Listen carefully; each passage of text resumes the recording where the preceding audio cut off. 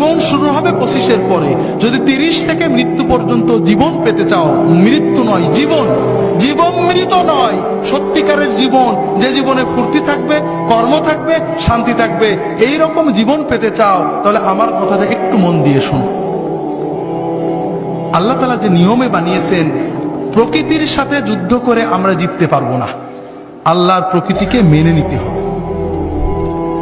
আল্লাহ তাআলা আমাদের সৃষ্টি করেছেন, প্রতিদিন 6-7 ঘন্টা তুমি ঘুমাবে, গভীর ঘুম, 1-2 ঘন্টা খেলবে, কঠিন পরিশ্রম, তোমার শরীর ঘেমে রক্ত টকবক করে বেরেনে যাবে, ফুটবল, হাডুডু, ব্যাডমিন্টন, ভলিবল, দৌড়, সাঁতার, এগুলো খেলতে হবে।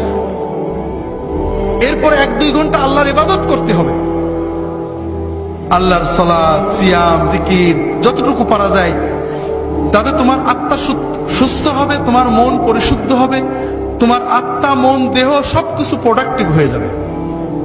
এরপরে তুমি 4-5 ঘন্টা তোমার 25-এর পরের জন্য কর্ম বা শিক্ষা নেবে। এইভাবে যদি তুমি চলো, তাহলে তোমার জীবন গতিশীল হবে, তোমার জীবন ইনশাআল্লাহ মৃত্যু পর্যন্ত সচল থাকবে।